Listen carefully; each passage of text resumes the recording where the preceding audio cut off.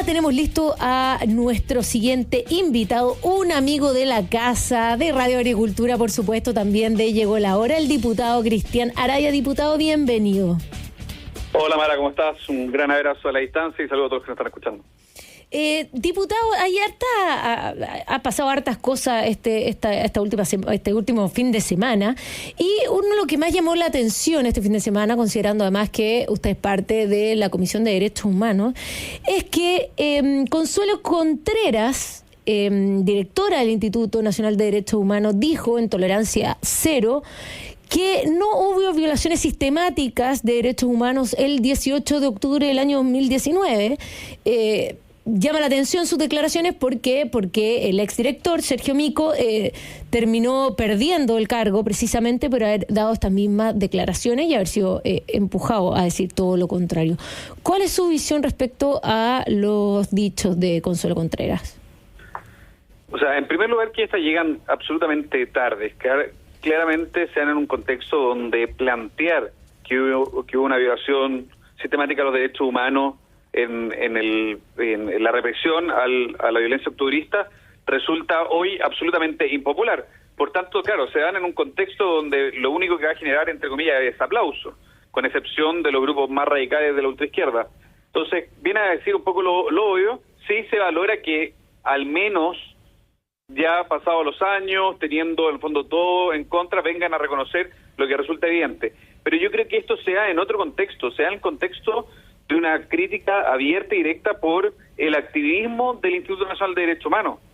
Recordemos que hace algunas semanas el INDH se querelló en un caso que todavía nadie nos puede explicar cómo llega a concluir que debe involucrarse, que es el caso que involucra a Mario Deportes. Claro. Entonces, candidato a alcalde de Santiago. Candidato a alcalde por Santiago. Se da una lógica de legitimación total del Instituto Nacional de Derechos Humanos, que ha quedado en evidencia que no es otra cosa que una instancia financiada con recursos públicos, más de 15.000 millones de pesos anuales, financiada con los recursos de todos los chilenos, pero para hacer activismo de izquierda.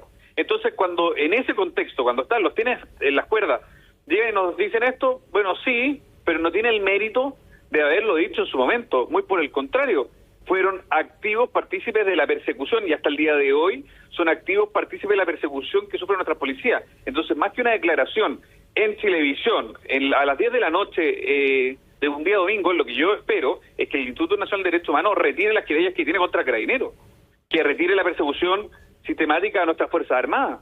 Entonces, obras son amor y no buenas razones. De una vez por todas, si el Instituto Nacional de Derechos Humanos verdaderamente quiere tener algo de legitimidad, es que deje de perseguir a las policías, deje de perseguir a las Fuerzas Armadas y se preocupe de las víctimas, por ejemplo, del terrorismo, víctimas que en la Araucanía y en Arauco sistemáticamente son perseguidas, hostigadas, obligadas a desplazarse forzosamente, son amedrentadas, amenazadas en razón de su etnia, en razón del lugar en el que viven, etcétera, y que se ponga del lado de ella. De lo contrario, es solo un discurso para la galería. Cuando el Instituto Nacional de Derechos Humanos se preocupe de las víctimas del terrorismo, vamos a comenzar a hablar, pero por ahora no vemos nada concreto. Y desde esa misma perspectiva, pensando que aquí, bajo la teoría de que el Instituto de Derechos Humanos está completamente politizado, ideologizado, ¿cuál es su postura respecto a esta institución? Yo creo que el Instituto Nacional de Derechos Humanos debe ser clausurado, debe ser cerrado.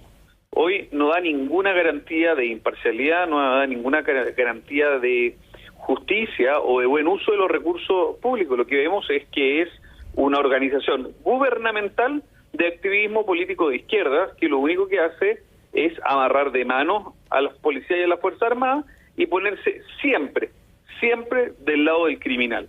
Entonces, ya quedó claro que la actual institucionalidad no está en las condiciones de dar las garantías suficientes para las altas expectativas que pueden tener los chilenos de que sea una instancia para resguardar, para proteger sus derechos humanos. Aquí lo que vemos es que el INDH es un ente que lo único que hace es velar por los criminales. Entonces, como es así, lo primero y lo más lógico es cerrarlo y fundar una nueva institucionalidad que esté a la altura.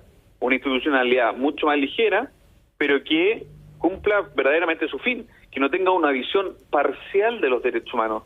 Lamentablemente, durante décadas, los derechos humanos han sido un espacio donde la izquierda ha creído que son solo ellos los que pueden hablar, donde ellos se paran desde una superioridad moral. No, pues.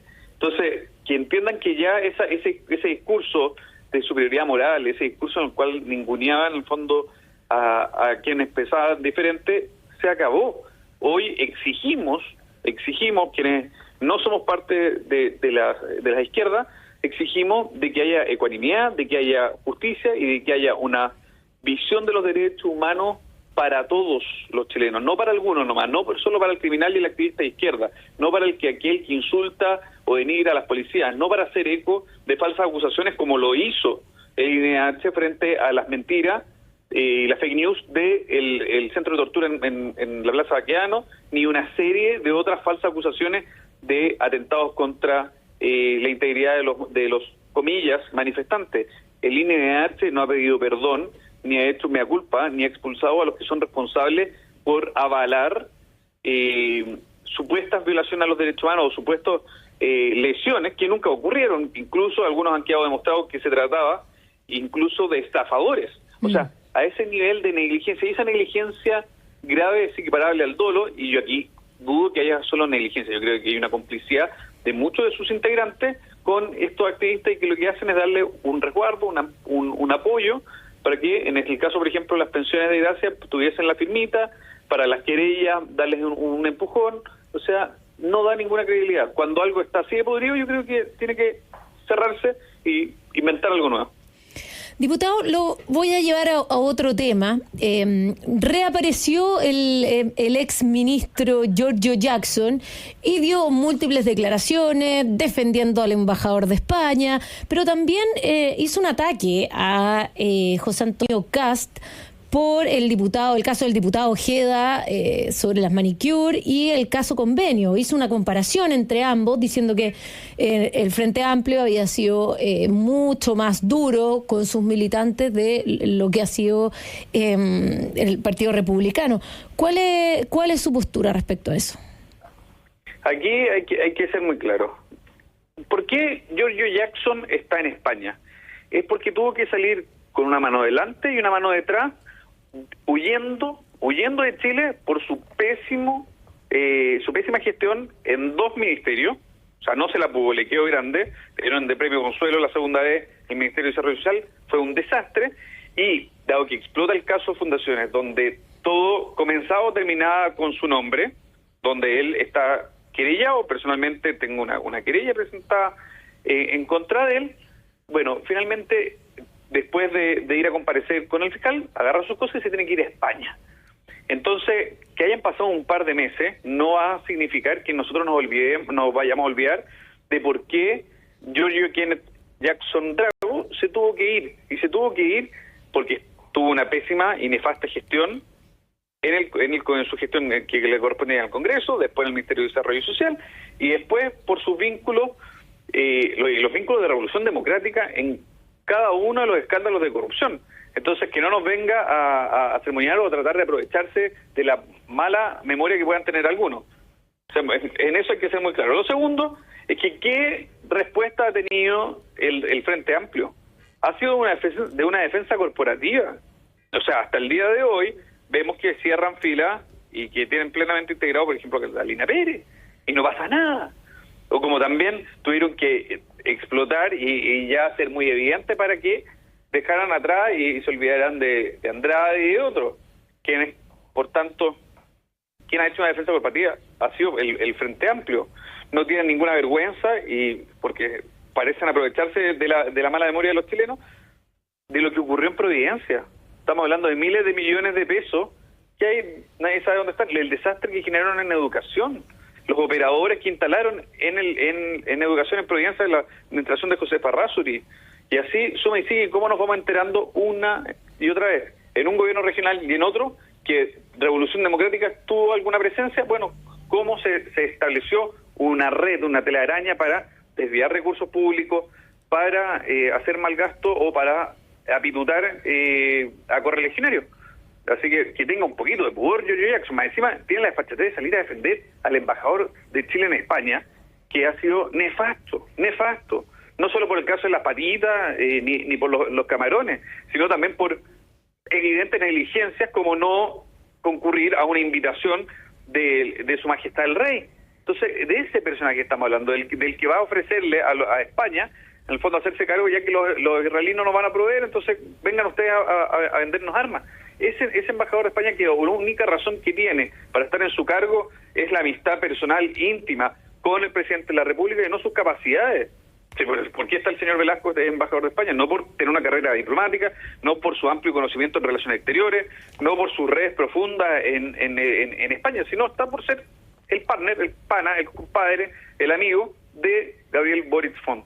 Entonces, que más encima salga defendiéndolo es de una desfachatez absoluta. Mi recomendación a Giorgio Jackson sería que se quede tranquilo en España, mejor calladito, se ve más bonito, que se quede allá, que goce en el fondo de las playas catalanas, que disfrute con sus amigos, que se junte con Pablo Iglesias, con Irene Montero y compañía, pero que Chile no opine, porque al menos que tenga un poquito de vergüenza y mejor que siga disfrutando la península ibérica. Diputado, y lo quiero llevar a la arena electoral. ¿Cuál es la situación actual del Partido Republicano en las próximas elecciones municipales? ¿Están listos con todos sus candidatos? ¿Y cómo están las negociaciones en términos generales con la oposición? Que Bien, ha estado la oposición gran parte, sobre todo Chile Vamos, ha estado en la palestra porque aún no han determinado bien sus candidatos. Tengo entendido que ustedes van un poquito más adelantados, pero ¿cuál es la situación o el panorama general? Sí, nosotros ya hace bastantes semanas presentamos una parrilla de 64 candidatos a alcalde, ya presentamos nuestros 14 candidatos a las gobernaciones regionales y estamos obviamente terminando de cerrar las candidaturas a concejales y core. En eso nosotros vamos muy bien avanzados, tenemos candidatos muy fuertes. En Concepción, James Argo está haciendo la pega firme, Ruth Hurtado en Recoleta, o sea, Felipe Ross en el Bosque, etcétera. Hay muchos candidatos que están haciendo el trabajo,